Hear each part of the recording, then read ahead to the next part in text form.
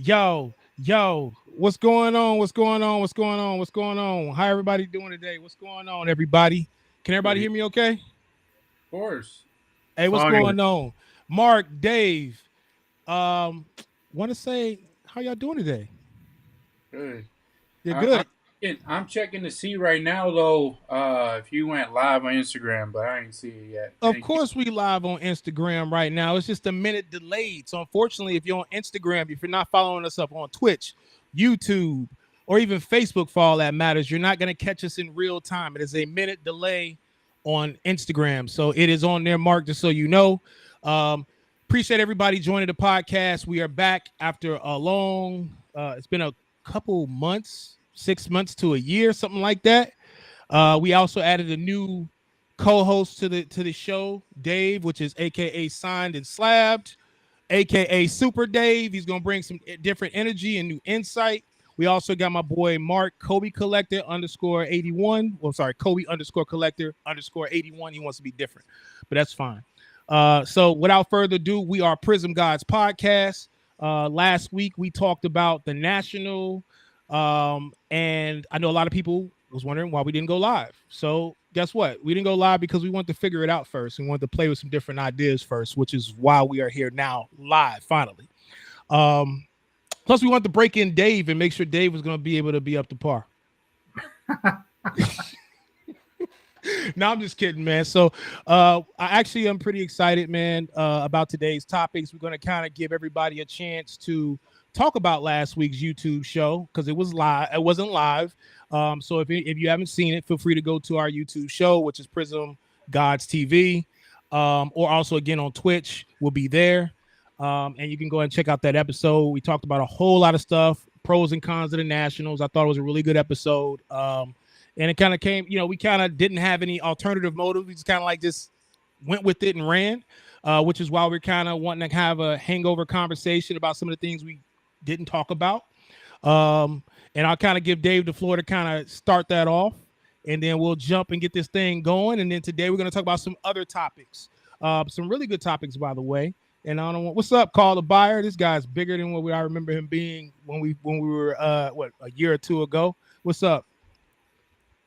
Bigger, more important, or bigger, like physically larger? Oh, shots fired. Hey, well, look, I'll say this in defense of Call the Buyer. Man, when you're doing good, you're eating good, and he's eating good. So that's all I'm gonna say. He's eating good. That's my guy. Man, I'm just looking for clarity. Vic's doing good, man. Bigger as in dude has his own YouTube channel. I see him buying out shops. That's the big we're referring to, man. Absolutely. Not the other one, man. Shout out to Call the Buyer. And I love it. I love the hats that I see around the shows, and I know the humble beginnings, and I'm actually real proud of him how big he's gotten in regards to his influence on the space. So yeah, that's shout true. out to Call the Buyer. Hey, there you go. So shout out to Call the Buyer. Should I go over some of these topics that we're gonna talk about today? Yeah, go ahead, man. All right, so basically after the national hangover, we're gonna talk about, are we back to 2021 prices? I mean, we're starting to see some rising new prices on high end, and we'll talk about that very shortly. And then I kind of want to talk about the idea of collectors are back with a vengeance, which I think is a good conversation to have as well, segueing from those 2021 prices and how we learn from our mistakes. And we're going to talk about that today. And then as well, our repackers, the new modern day card shop, which I think is an interesting topic and a different take on how the hobby is changing, right? And that's what we do on this show. We always talk about the pros and cons of the space, and hopefully people don't take what we talk about with a grain of salt, because I think we're pretty smart guys, especially Dave, Super Dave. All right, so without further ado, we're going to talk about the national hangovers. Dave, what did we miss last week that you wanted to talk about? Yeah, so I do think we had a really good discussion last week, but the one thing, and we danced around it, but we never quite got there, and I thought it was important that we did it this week. We had talked a little bit about how the booth / table selection process may or may not occur. We're all certainly aware of people that either couldn't get a table, or some people that had historically kind of been sharing or subletting tables from people in the past, had maybe ended up upstairs. And so I think I've never actually applied to get a table, and as I've talked about a little, I don't know that I would necessarily enjoy having a table at the National, because I want to do a lot of the stuff, and people that I know that have tables. You're a consumer. It's just you're a regular consumer. Yeah, I mean, you're a collector, the consumer too. At that, I mean, certainly at that show, I think that is 100% more.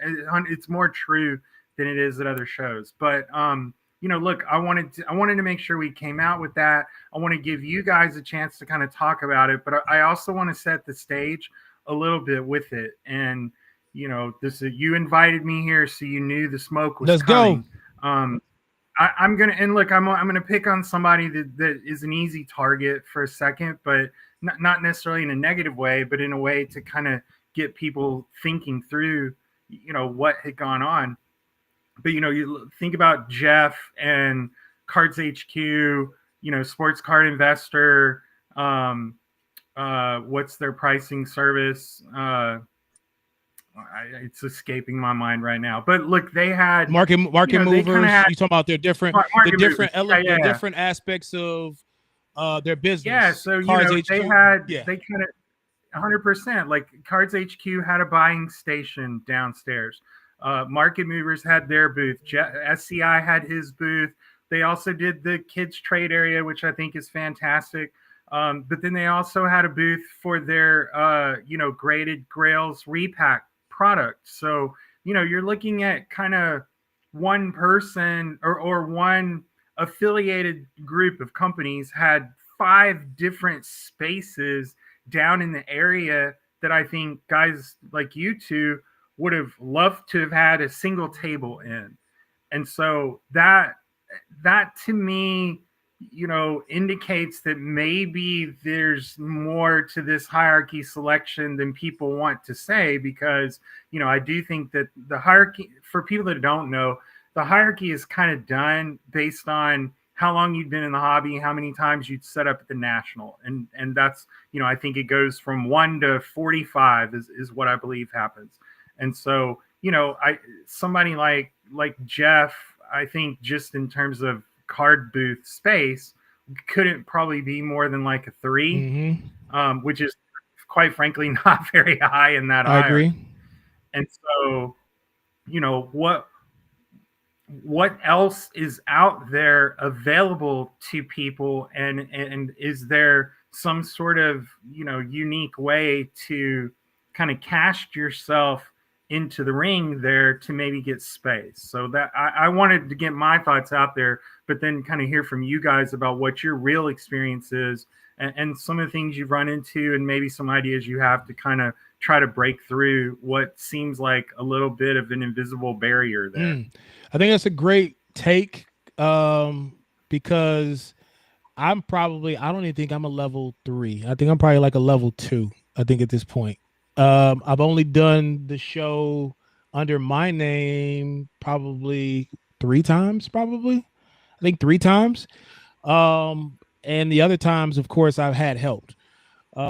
It's definitely not an easy thing to do when you're trying to get a table at the Nationals. I mean, if you're foreign to how the Nationals necessarily work, and I'm assuming that some people are watching if they're new to the space and they've never been to the Nationals and they want to set up at the Nationals tables sell for a lot of money. Like, people resell, the tables for the Nationals, and that's how hard it is to get a table, is because Roth Cards couldn't get a table at the National, right?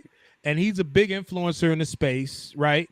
And he spent, at this point, because of his success, he spends a lot of money at the space at the show. So he's ideally the type of vendor that you would want at the show, right? He's going to give you content. He's going to spend money. And he's a part of the newer collectors, right? So I think there should be a space for people like him, right?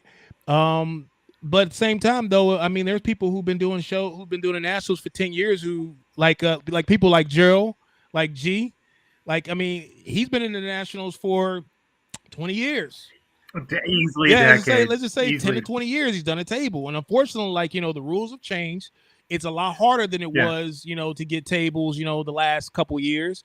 And I mean, there are definitely some questions to be, to put out there to say, well, how was Jeff able to get 3 or 4 different booths? You got the Cards HQ, and the to be Market clear, Movers, you got Sports Card Investor, and then you have the kids program. So yeah, and I want to reiterate, nobody's picking on Jeff, right? This is not a Jeff issue. This is not a Cards HQ issue. This is a communication and execution of division of space at the show issue, which is supervised by the people who put on the show. So I just want to be 100% clear on that. Yeah. See, look, on the other side, on the flip side of that, and obviously it eventually becomes a kind of a pay to play kind of game. And Ralph, I mean, you're a show promoter as well, and you rely upon not only vendors, of course, but you rely on sponsorship to be able to run and successfully grow a successful show and be innovative. And so obviously, if you know the name of the game, then you pay. And obviously, I don't think those spots came cheap that Jeff was getting. And with a show the size that it is and has roughly 5,000 plus tables, it's going to be nearly impossible to satisfy the masses. I think they still have maybe another 10,000 people on the wait list. They're just eagerly waiting to get in. I don't know if it's 5,000 to 10,000 that are going to happen. I think, but I mean, it's a big wait list number, though, man. And I say that to say this, man, because of how much the space has grown. Everybody's a dealer now. Everybody buys and sells cards, and so now everybody, of course, wants to get a piece of the National. Yeah, no, that's true. Absolutely. Yeah. So okay, did you guys lose me? No, you're still there. You're breaking out a little bit. Hell, man. You missed the robot man again. Oh man, look, last week I was on my MacBook. This week I'm on my iMac. I'm gonna have to go back to my laptop going forward. I apologize, guys, in advance. I call myself trying to get the bugs out. Am I better now? I mean, a little better now. But look, Mark, 100% what you're saying, and I don't know that most of us are necessarily opposed to or would have sort of an issue with a bit of the pay to play. I think the issue comes in where that's not really discussed. Like, that's not really advertised. Most shows, but even large conventions like this one, it's not unusual in other industries for there to be kind of a dynamic pricing model that exists for how you select your different spaces, and that's how those showrunners kind of differentiate between their different vendors, right? And it just doesn't seem to me that that's something that the card and the trading card and memorabilia universe has really adopted. But because if that existed, then I think in some ways it largely solves this problem, right? You either pony up or you're kind of out. But that we're still in this weird world of like the analog hobby and the analog show promotion, and then this digital universe that's been created. And it, you know, we talked a little bit about technology last week. You know, when will things catch up to the way of sort of the rest of the universe that we live in our little industry here? That's not that little, quite frankly. I mean, so can you guys hear me okay? Yeah. All right, I want to make sure before I talk. And in modern day times, I mean, to your point, David, I mean, we talked about it last week, is when will the Nationals catch up to modern day times? I mean, at what point do you just cut the head off and say, man, guess what, guys, going forward, we're just going to drop the tables online and you just buy them. If you get one, you get one. If you don't, you don't. Right. And how does that? They're gonna have that issue where their bandwidth is gonna crash, man. Honestly, I don't think that's the right way to go about it either. No, I don't either, and that's a terrible model. If you want to see some really bad spaces, that's definitely a way to do it. I'm just kind of talking like I just think that there should be a different way, but I agree. Go ahead. I mean, you're always gonna make someone happy, bro. Honestly, and I mean, here goes the true of it all. They have a model, they sell out, right? They're gonna continue to sell out no matter what anybody does and complains, unless another party comes in and takes over that gauntlet. And there's nobody kind of close to reproducing that at this time. Not saying that there is anything else that can't. But right now, that for all intents and purposes, that is the go-to when it comes to the Super Bowl of sports card shows. Now, they still make a ton of money, and as long as they keep making a ton of money, there's only going to be incremental changes every year. And we saw it this year where all that space upstairs wasn't going to be available until they understood that there was a segment that of people that they previously catered to that they left out in the storm, you know, when it came to Cleveland. And they tried to appease, you know, the masses and put a group, I think it was probably 100 vendors upstairs. Now, it was poorly executed, you know. They were kind of using one bedroom of a house, and it was a big-ass house, you know, that they had at their discretion. So, obviously, I think they're hopefully, right, they take the feedback coming out of the National for this year. It's going to be there, I guess, 2 more years after this before they go to Detroit. So they have some opportunity there as well. I think if you guys didn't check in on the show last week on YouTube, and it's, you know, live there now, you can go back and check it out.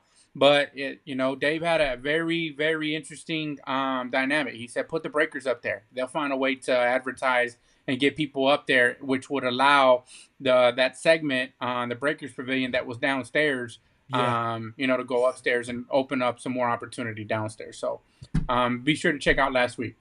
Yeah, I agree.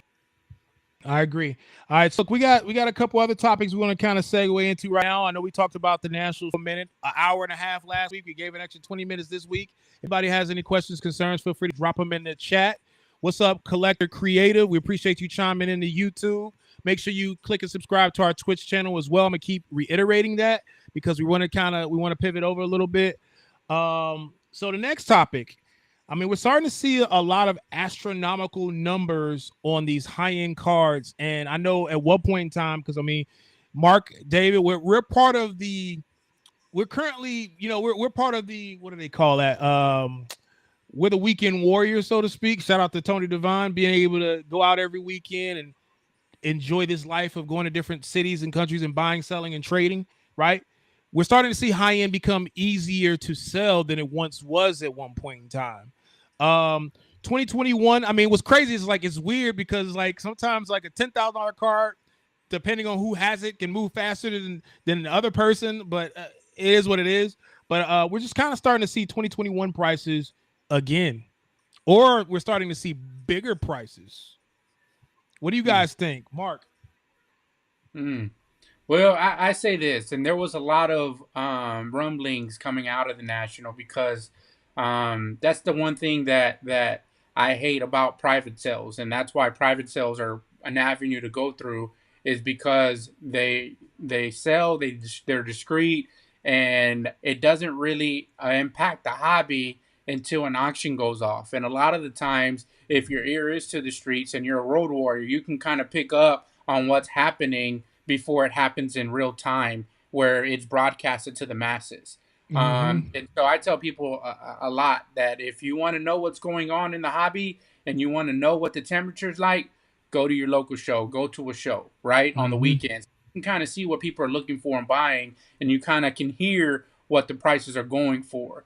But there was a lot of rumblings coming out of the National saying there was so many cards sold to collectors at the National that a lot of these vendors and a lot of these people who buy and sell cards for a living were going to have to go to the auction houses, to the eBays, to the alts, to the Fanatics, to the Goldens, and they were going to be competing against each other.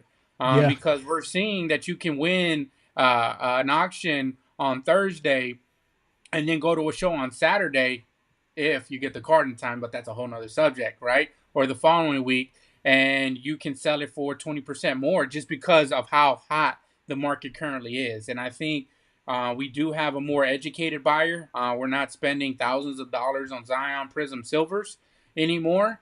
But with that being said, there are some sectors of the space right now that aren't as easy to move. And I know we're going to get into the repackers, and I'll save that, ammo for that discussion and that dialogue. But yes, we are seeing prices, COVID prices on the super high end right now. The rare matters. And we are starting to see that, but I don't think it's necessarily trickling down to every segment of the space. Yo, what's your take? I agree with you. Yeah, I mean, look, I don't play a lot in that universe, but I see it because I'm on the ground at these shows, right? And I follow the auctions.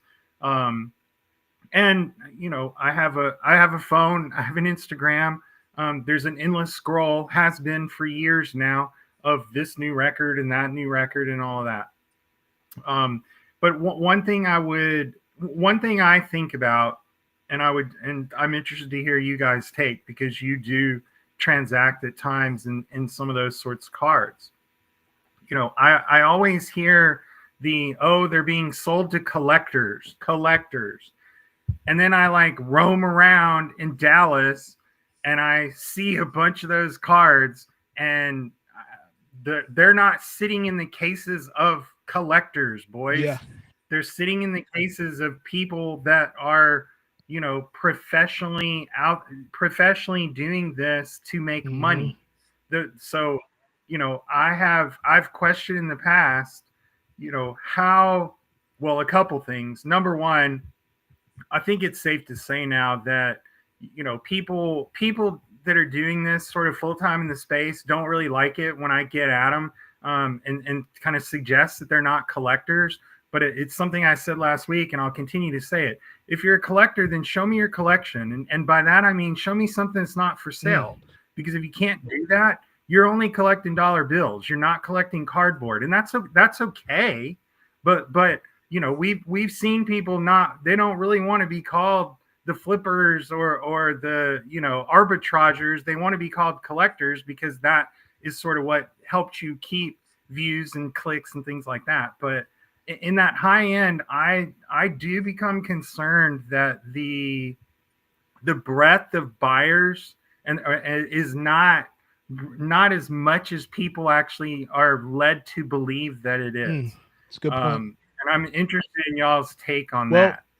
That's a good point, David. I mean, we talked a little bit briefly about it last week in last week's podcast on YouTube, where we talked about the low end market moving. Right, the low end market has always been good. No matter where no matter what part of the hobby is going on, whatever we sell a card for $20 million or $10,000, the low end market under $100 is always moving because there's always a collector or somebody who's willing to buy it. If it's somebody that somebody likes, right? The budget. And so I'll say this, and I'm going to play devil's advocate a little bit with you, David, because I'm a part of what you described, right? Because, I literally, I buy, sell, trade. What's missing a part of that is collect, right? So buy, sell, trade. I'm a shop, right? Buy, sell, trade. That's what I do. That's what you see signs for. Buy, sell, trade. Nobody ever talks about collect. But I do collect what I like. I think the thing is, and this is where we're gonna segue this into the second portion of it, which is collectors are back with a vengeance. Reason why that topic is very important to me is because I believe that we're buying differently. We're not the people we're buying in 2021 were buying, like you said, Mark, PSA 10 Zion Silvers for $800, $900 when there was 100,000 of them available and readily available, which was unsustainable. Now people are saying, let me buy an exquisite Michael Jordan patch auto, which is numbered to 23, numbered to 15, numbered to 50, or in most cases less than 100, right? Those things are drying up left and right. So I believe that the collectors are changing. We're pivoting how we're collecting. And that goes for myself, to be honest with you. Like me, I'm buy, sell, trade until I get something I really want. And something I really want would be, and that's actually another conversation I was going to. Another house. You said what? Another. Yeah. Actually, that's a good point. Hey, we know what's funny is actually shout out to School of Glamology, which is Prizm Gawdz. She actually is on here. She made a comment. I have to show my baby. If I don't do it, then I just want to make sure. I appreciate you joining in and chiming in and watching. Love you. I'll be up there soon. So I think that for her, she loves to collect money. So for her, that's her thing, and that's nothing wrong with that. Nope. For me, I love sneakers. I love sports cards. I love hats. I love a lot of different things. And so because I like so many things, I have to pick and choose. And I make it very hard for myself to be a collector now. Rob don't let me be a collector. And so I'm glad you brought this up again, David, too, is because I actually was going to talk about the fact that Mark likes to collect art pieces, right? And at one point in time, I had $150,000 in Jay-Z's. When I needed the money to sell to move forward, it wasn't the smartest thing for me to do to buy and collect Jay-Z. So from the collector aspect of it, I enjoyed it because I had all these Jay-Z's. It's great. From a financial standpoint, I was talking to my wife. I'm like, yeah, I got $150,000 I spent on Jay-Z. She's like, what? Yeah. And I'm like, yeah. And then when it came time to sell them, guess what? I didn't get $150,000 for them. I got a lot less. So I lost money there being a collector, but it would have been more enjoyable not spending $150,000. Like right now, I could buy Jay-Z now for probably a tenth of what I spent the first time around, which I can appreciate. Yeah. And so there's timing involved too. So a lot that I just kind of said there, if you kind of pick and choose what I said, I think we have to buy smarter. And how we buy is differently. So I think the time now, like me going into buying and collecting, only really pivoting towards just Jordan autos and LeBron and Kobe's. And that's the stuff to me. That's the stuff that's never hard to sell, will always have a demand. And I just don't know what that demand is in the future. But if I feel like what we're reading right now, what we're reading, the writing on the room right now, I don't think it becomes less desirable. So that's my 2 cents on that. Yeah, look, I mean, people always you hear people talk about a lot. You normally when you're looking to make money on this stuff, you normally actually make your money on the buy, right? Like you get in it good, and they're just because they're whatever circumstances kind of came together to get into it. Yeah. But again, as a in my real world. Being a finance professional, and a risk manager at the same time. I think it's so dangerous that when you're in what feels like a pretty peak price cycle, for people to be out there suggesting that, like, oh, now's the time, right? Like, all time high. That's that you're going to be able to get into it better than you ever could by doing it right now. Like that. Those are salesmanship tactics, right? Those are find me the greater fool to cash this check, bro. Because like I kind of, you know what I mean? And I'm with you. The hype economy around this stuff, I just think really makes it murky. And Mark, you even talked about the private sales. You know, that's another piece that's like, man, it makes it really tough to sometimes understand what's going on with stuff, with different cards or sets. And so I always want to throw that caution to people, because like I certainly want buyers to be educated. I want collectors to be educated. I want people to find ways to stretch that dollar into cards that they really enjoy as they curate out something that they want to hold, you know, beyond the next auction cycle or you know, the next month or two. Like I'm much more collector focused on that side than I am necessarily kind of the greasing the wheels of commerce to get, you know, additional turnover within the hobby, which is certainly good and healthy and helpful. But it's also something that, you know, most people are they enter into risk scenarios they don't really understand with some of that stuff. And if you don't know the right people, it can be really difficult to get out of certain types of cards, I agree. right? But it's and I know that you talk about a collector, and most collectors that I know, they don't do it because of a financial or monetary gain. Yeah. But nobody wants to buy a card for $10,000 and 2 years later it's worth $2,000. Like, let's be honest, like nobody wants that. Yeah. And I know a lot of true collectors out there, like a ton of them. And I can go down a laundry list of all the true collectors that I know. And the one thing that they continue to be a collector is because they're collecting the right things. Like the Jordans of the world. Man, even LeBron, even though LeBron dipped a little bit, but the LeBrons of the world, or the Mickey Mantles of the world. Like those are like three, or Kobe, right? In most cases. Those are like three or four guys that I can name off the top of my head that have withstood the test of time. But then you have Mike Trout, right? Who I know a guy who has a huge Mike Trout collection, and it's down 60% right now. Big, right? Huge, I know guys that heavily invested in Wander Franco, and we saw what happened to Wander Franco. You can't even give his stuff away right now. And so I say that to say this, right? You buy, you collect what you love, and a lot of people say if it goes to zero, I'm fine with that, man. But it just depends on how much skin you have in the game for that statement to apply, you know. And a lot of it has to deal with your budget as well, right? Some people, $20,000 is like a quarter to them, and some people, $20,000 is their entire life savings that they're ever going to have. And so obviously your risk appetite is going to grow or decrease depending on what your budget is.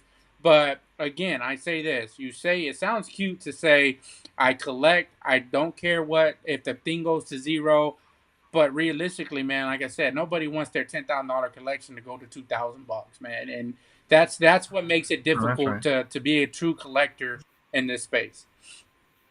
I agree. Well, in those types of cards, for sure. When you're digging through dollar boxes, it's super easy. When you're slinging 4 and 5 figures around, it's like different animals. So let's talk. Sure. I'm gonna bring up 3 different cards right now, and I want to get your take on it real easy.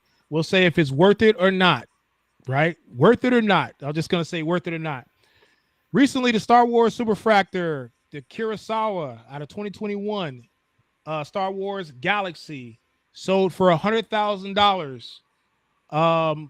Worth it or not? It's a collector's piece. And shout out to Steve. right? Hey, I know that's my guy, and he has owned a couple of my nice pieces I don't own anymore. So go ahead, David. I want to hear it. Worth it or not? If you don't know what that is, I'll give you a brief description of it. No, I know what it is. Got you. Come on, man, Dave. You're supposed to be come on, go against the grain. Just say how it is, man. Tell us how it is. Don't sugarcoat this. Like, I'm gonna vote. I'm begrudgingly voting worth it on that. I don't know, man. It's too niche. To me, I think it's too niche. I think it's in the right collector's hands. Obviously, they have the means to be able to sustain whether or not that card goes to 200,000 or zero. And for him, I know what his collection looks like, so I think he can afford it if it goes to zero. But I was gonna say this: the Crown Don 23. He said facts. People have forgot what the hobby is about. That's why I PC Braun. It's my love for the hobby, and it just happens to be valuable now, then, and later, which is just a plus. Obviously, it's a plus. Exactly. And look, I collect a lot of stuff, and I don't have to show. I have a whole wall full of stuff that I collect that will never show up on sales. And I have a lot of stuff that I sell as well. But I think that's really too niche. I don't know how big the Star Wars space is. What? You sound crazy. Hold on, time out, David. Get him, David. He just sat here and said he doesn't know how big the Star Wars space is. You're crazy. Oh my God. You're crazy.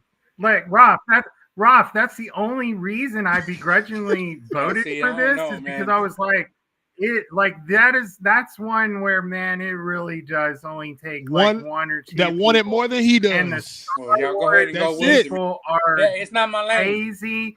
They're international. Exactly. Like, bro, Star Wars. Anytime you can have a festival dedicated to Star Wars, it's big. We're talking about, bro, it's big. Huge. I mean, I would argue that Star Wars is bigger than Kobe, LeBron, and Jordan. I would argue that. I would argue that Star Wars is bigger than all three.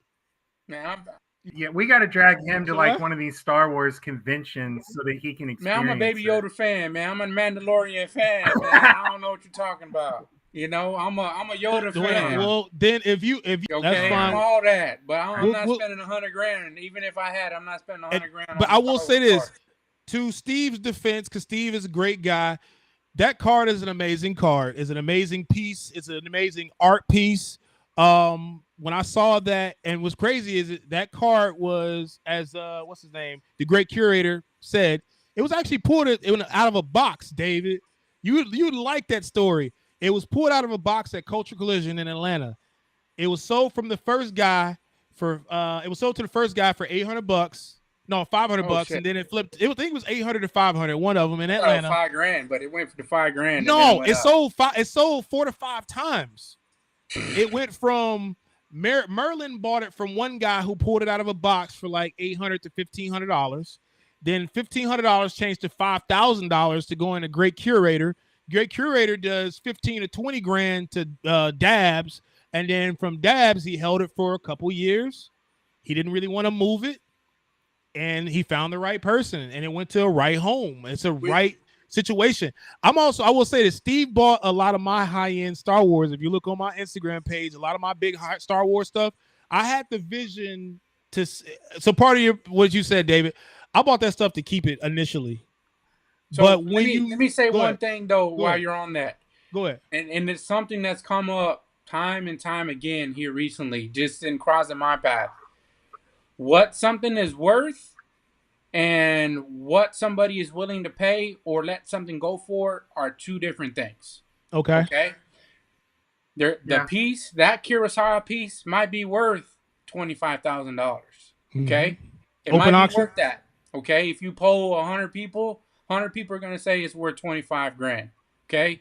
Now, what Dabs was willing to let it go for, understanding that it's only worth $25,000, is not the same. Okay. I don't think he was going to let that card go for under $100,000. So what it's worth and what someone's willing to pay is two different things. And what Agreed. Let it go for. Agreed. So, all right, what's our next card? Hit me. All with right, the so the next card. Most recently, the 1996 Topps Chrome Refractor BGS 10 Black Label sold for, I think, under $1 million, like $700,000 recently.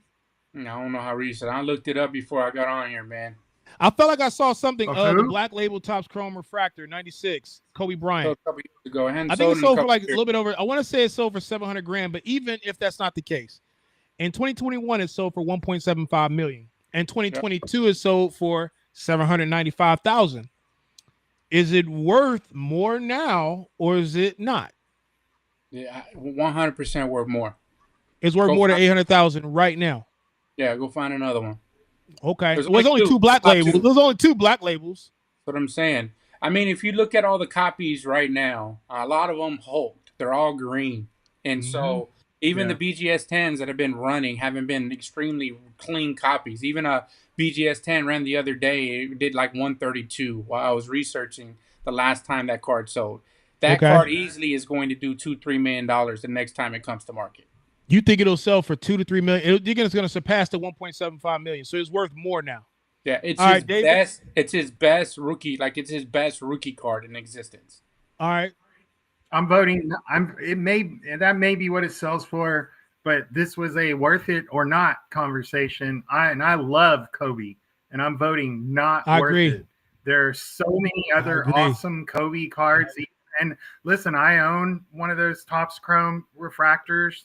I have a whole set of them actually, because that was some cards that I was when I was heavily collecting. That was something I got into.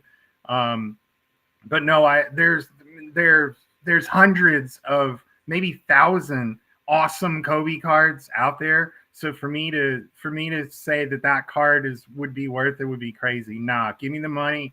I'm gonna go buy me like 300 awesome Kobe's. There you go. I ain't gonna lie. I think $2 million is definitely a lot. I don't think it's worth that anymore either. I definitely agree, especially with the possibility of it hulking. Worth it. It scares me. I'm good. I'm good. Yeah. Worth it. All right. So next one. This is current, so we don't necessarily know what it's going to sell for. Not worth it.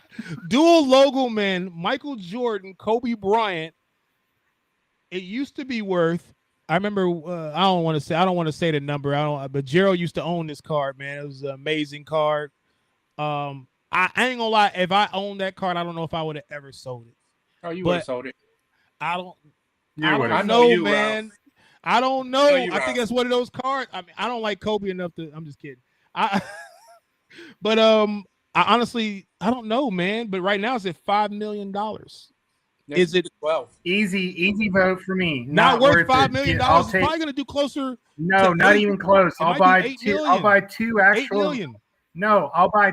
No, don't care. I'll buy two actual game used jerseys from both of them and have money left over. I don't need a logo man card. I can have the logo man on the whole jersey and get a bunch of sick patches. Most recently, a Kobe Bryant jersey sold for $7 million. Yeah, but that's a different jersey. There's others out there. I think. All right, so you say nothing particular, not worth it. All right, Mark, worth it or not? 100% worth it, man. It's not something that you can see every day. It's not your run-of-the-mill auto patch. I mean, I think if you look up, I think there's 128 Jordan, Kobe dual autos. You won't find another one, even if Upper Deck came back and Fanatics bought out Upper Deck license. It's not like you can go out and get a on-card dual auto of those two ever again. Yeah, and it by far is probably their best dual card. So to me, I think if we're talking about rarity, if we're talking about Rushmores of that card, it's definitely on the Mount Rushmore of dual Jordan Kobe autos. And I definitely 1,000% think it's worth it. Now, will we see it grow from what it ends at this auction in the next 5 to 10 years? That's going to be hard to say because I think we are eventually going to see a downturn in the market. I think it eventually has to self-correct itself because it just can't go up and up forever. I don't think that's sustainable. Mm-hmm. But I think right now it is a seller's market. And we're starting to see some of these rare items start to hit the market. And then they're going to go into forever homes again. And we won't see them for a while. But again, I don't think we'll see in the next 5 to 10 years that card is going to 2x in the next 5 to 10 years. Yeah, no, I agree with that. I don't necessarily.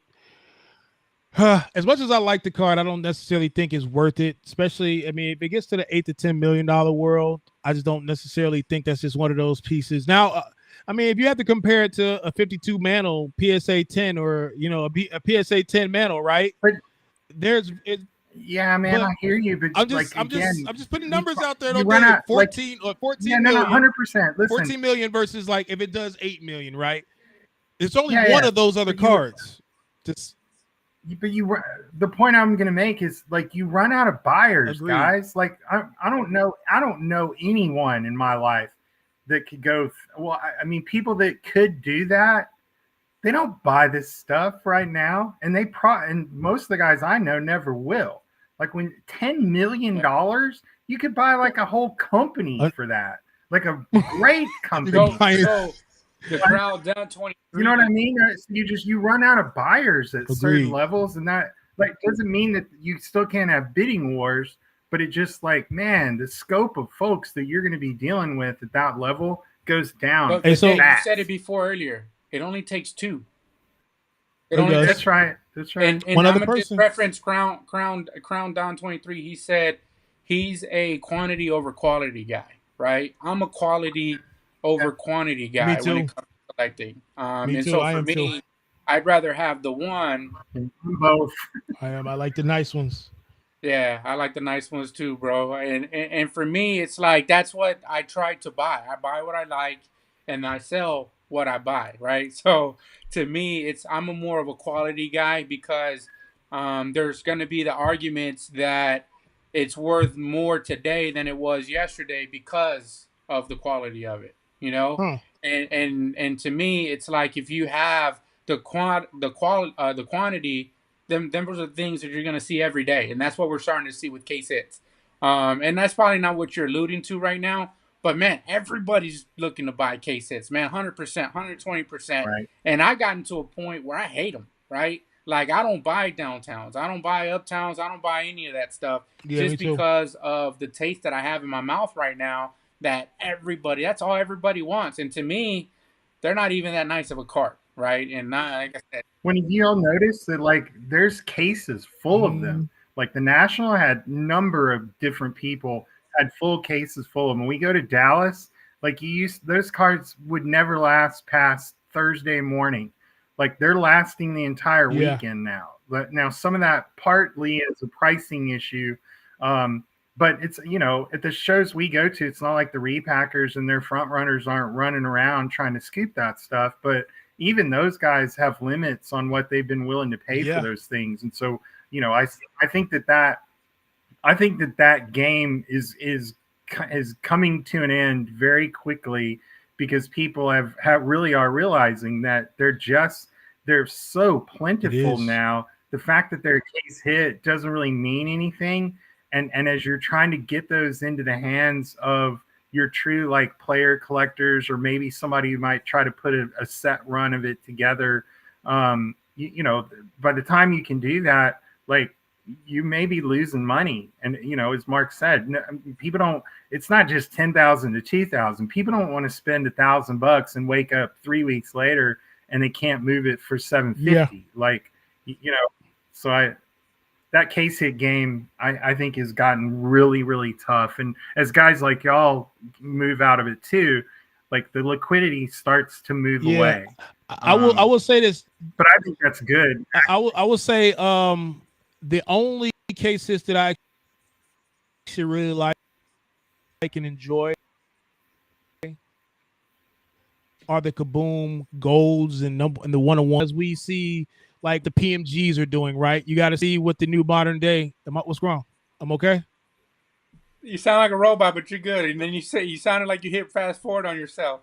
Oh man, that's so. All right, well, hey, look, I'm gonna fix it next week. I apologize, guys. I'm gonna go back to my laptop. My apologies, but I think that the Kabooms have a similarity of what the PMGs can be in the future. So I do think the Kabooms can be a collector's card.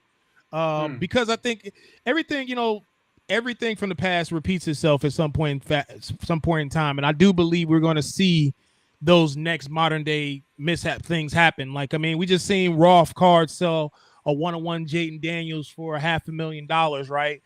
we're all trying to look for that, right? We're all looking for that opportunity to be able to do that, right? Doesn't happen. It's very far in between. I mean, but to see someone who's new to the space potentially be able to sell a card for $1 million, I think is an amazing thing to be able to see. But I think that with go ahead. Just to correct that real quick, you say new to the space, and he's new to the space in the sense that he's been in it for roughly now for about 5 years, right? And older guys have been in it for 20, 30 years. But yeah, he's new to the space. 100%. 5 years is still a long grind, right? It's not like he. And I'm going to do something no one else has done on this topic, by the way. Sorry to jump in, but like Sports Card Taxi owned half that card.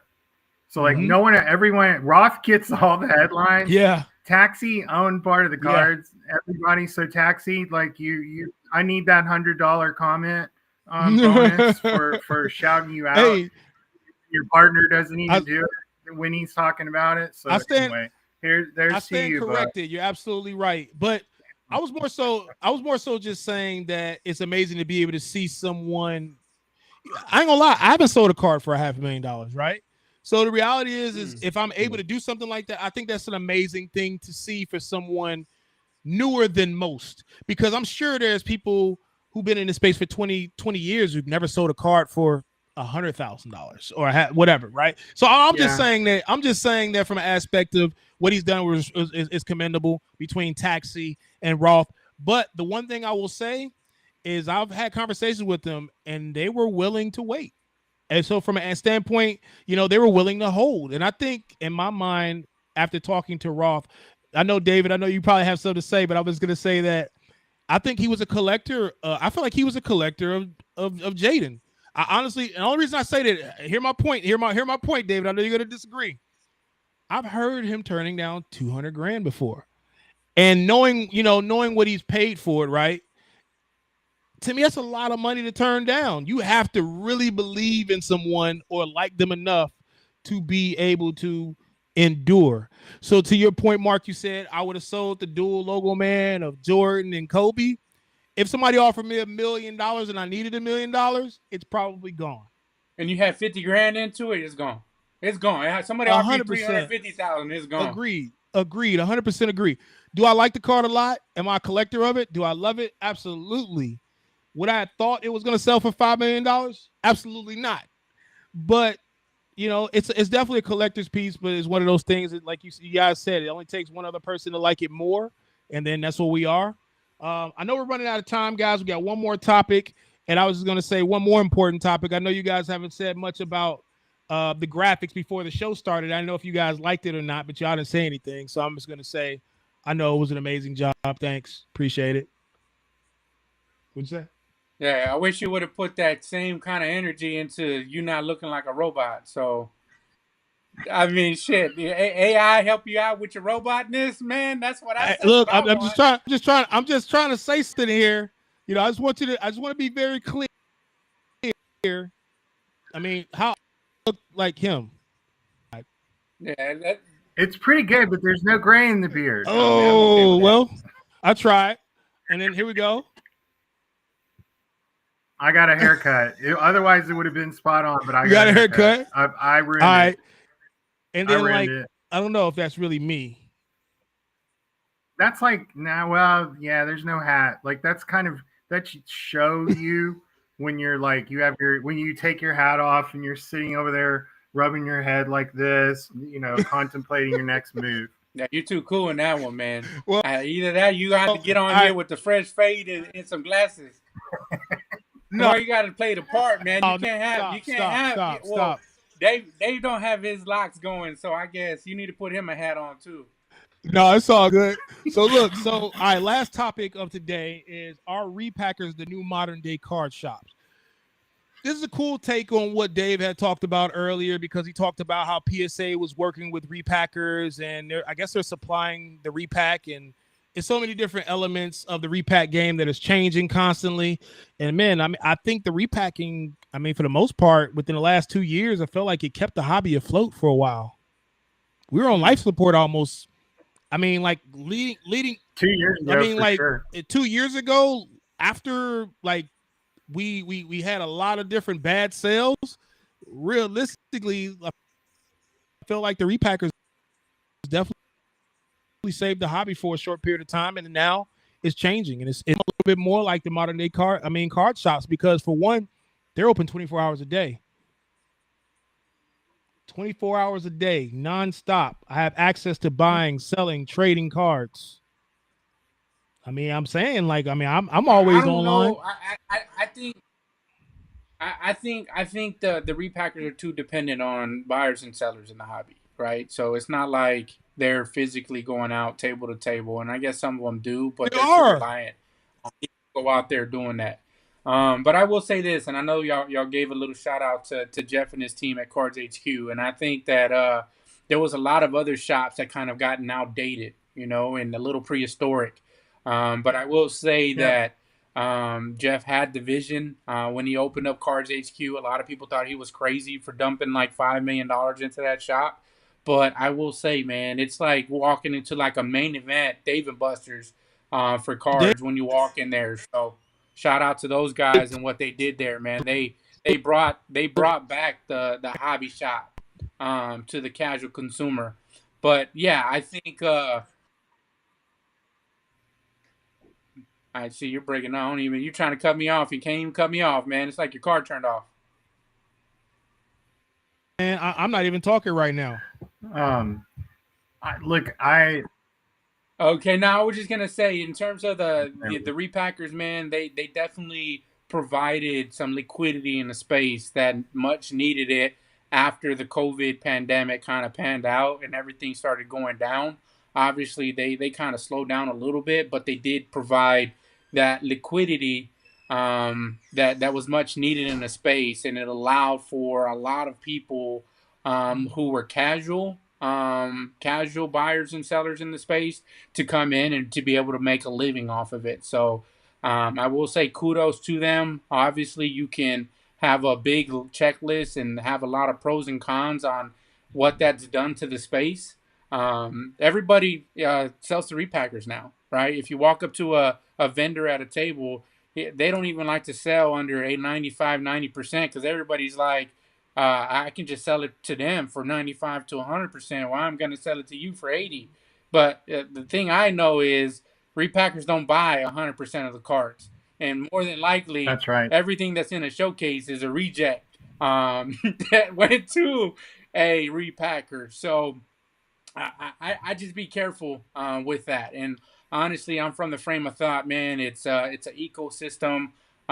If you take all the meat off the bone and don't let someone else eat, then this hobby, this environment, this ecosystem can die pretty quickly. And most of the time, I'm okay taking a little bit as long as we have a conversation about it. Then someone just walk up to the table and say, "Hey, what percentage do you sell at?" You know, like, I mean, take me out to dinner first, right? Before you try to take advantage of me. But again, I went off topic, man. I do that on time. I saw a squirrel there, man. But yeah, they definitely, like I said, pros and cons, goods and bads.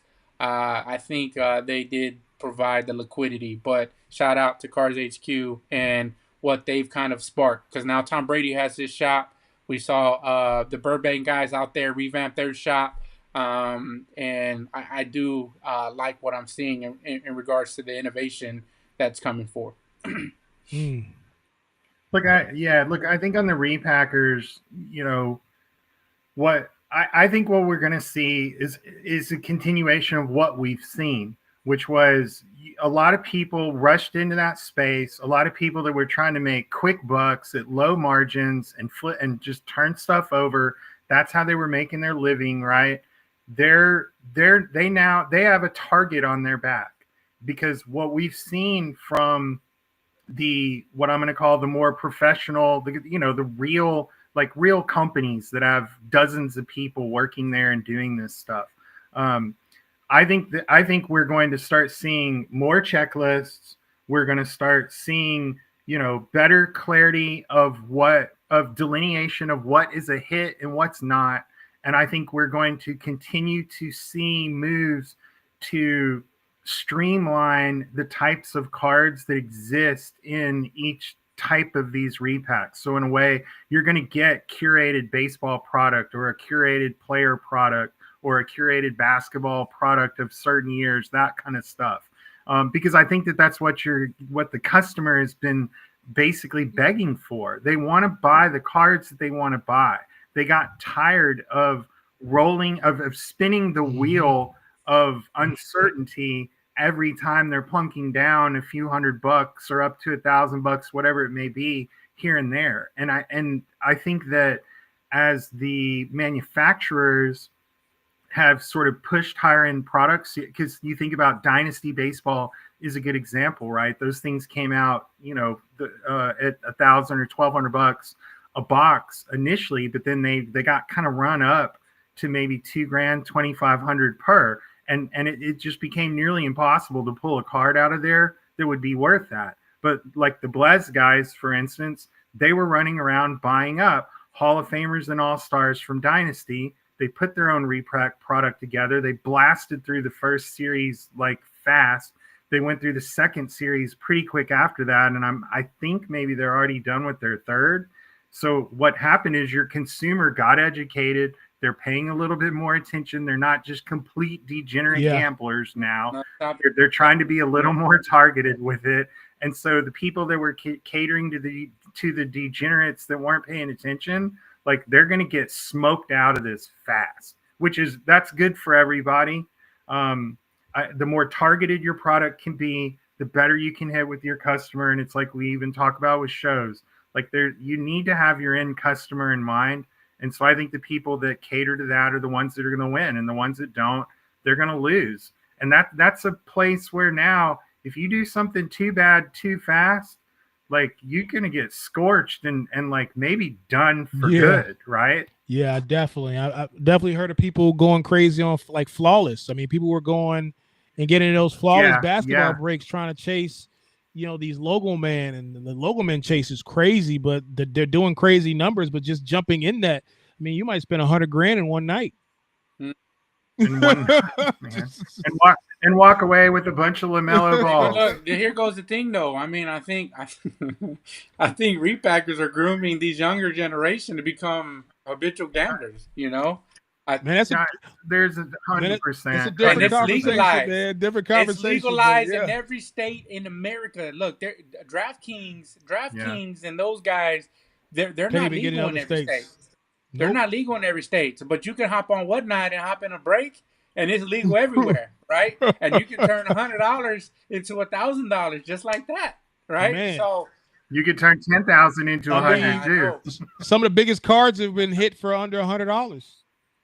$100 breaks. Yeah. I mean, oh man, the filler nobody wanted to pay $2,000 for that Jaden Daniels spot. Oh, I got it for $150, and I pulled the Prizm Black 101 and sold it for X amount of money, and then But yeah, I was gonna add on one thing. Shout out to not just Jeff Wilson, but also Ryan and Carter at Cards HQ. Those are technically his partners for the shop too. They don't like you talk about David is. I mean, like with the Roth situation, nobody talks about Taxi, right? Nobody talks about Ryan and Carter enough, right? That's right. Enough to where I think that they definitely need some recognition as well. So shout out to Ryan and Carter. We don't. Those guys were hustling 100%. In Chicago, man. They were busy. They were running around. No, good guys, man. 100%. Good Atlanta guys. I know them for a while now. But yeah, to your point, I think we're coming to a close. It's 9:05. I think we covered pretty much most of the topics for today. Is there anything you guys want to end this with, or if anybody has any questions, concerns, feel free. Throw it up. Throw up Instagram or anybody. What? To DJ, shout out to those guys, man. Oh, yeah, brother. Detroit. Yeah, Detroit guys. What? Detroit what? They just said people are searching more and paying more for the rare stuff that you don't see every show now. 100%. They realize how common these kids are, and the market on them is slowly getting back to normal. And at the end of the day, shout out to those guys for chiming in. They're always shouting us out and copying and pasting and sharing and appreciate you guys. Yeah, we'll see you at Culture Collision. Yeah, and Burbank. But what we'll see about those case hits, man, and Panini, they definitely understood that there was a market for them, and you're starting to see them. Yeah, they're just a glorified insert now. Everything is a case now. Oh man, this is a case hit. That's a case hit. And I think that wording, that phrase is being drawn out way too much now. But I think they're going to be nothing more than a glorified insert here pretty soon. I think the numbered versions of those, I guess they will stand the test of time, and it'll be interesting to see what's Fanatic's version of it's going to be once Panini loses their licensing on this, because obviously we see it now with baseball. In Panini products that is unlicensed, it doesn't sell as good. So we already know the unlicensed version of these cards isn't going to sell at all either. So just wanted to shout out the guys that were chiming in on Instagram. Papa Jim. Shout out to Papa Jim for chiming in. Zach, obviously, with Collector Creative and Miss School of Glamology. Joyce, thank you for chiming in. And, of course, Call the Buyer, who was our first commenter. So shout out to you guys, man. We do this for you. Obviously, we've been on here for about an hour and 7 minutes now. We're taking times out of our day, but it's fun.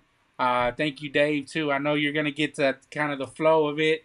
It is fun. We get to get on here and talk about something that we're very passionate about. And for all you guys that are first-time listeners or first-time coming into the chat, look, we're not robots, right? We don't talk the day of the show because we give a lot of gems away that we can't reproduce when it comes to the show.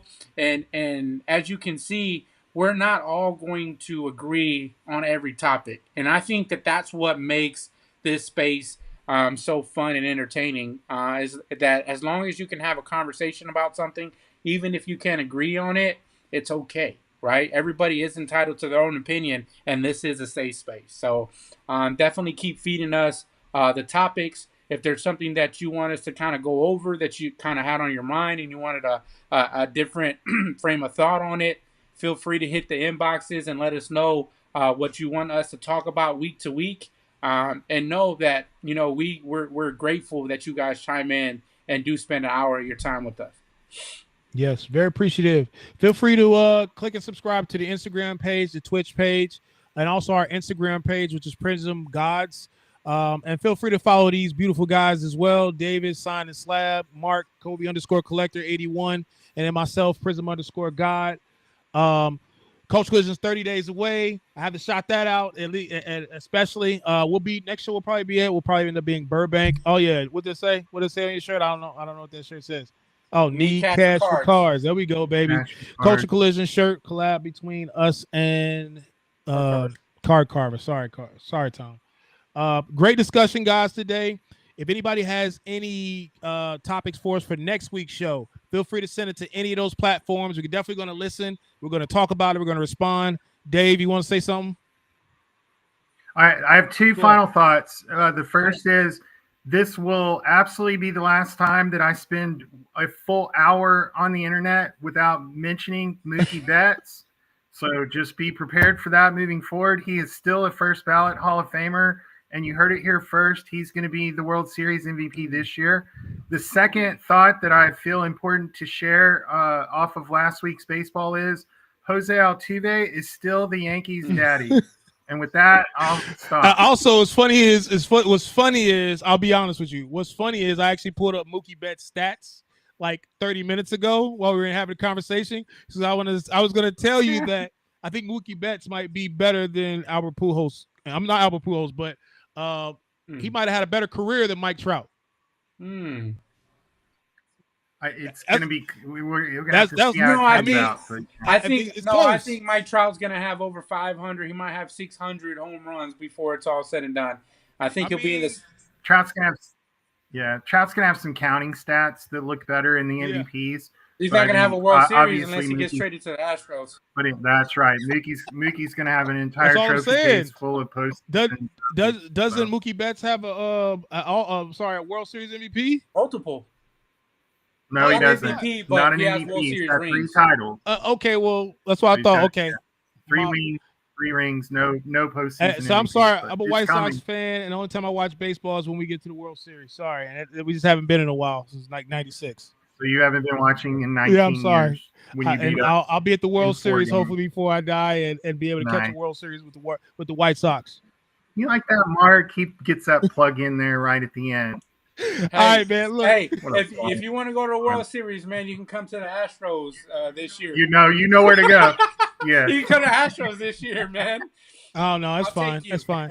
All right. So on that note, good night, guys. Join us next week, same time, 8 p.m. next week. Click and subscribe. Peace out. On that note, call the buyer. I already ended it. How we gonna end it?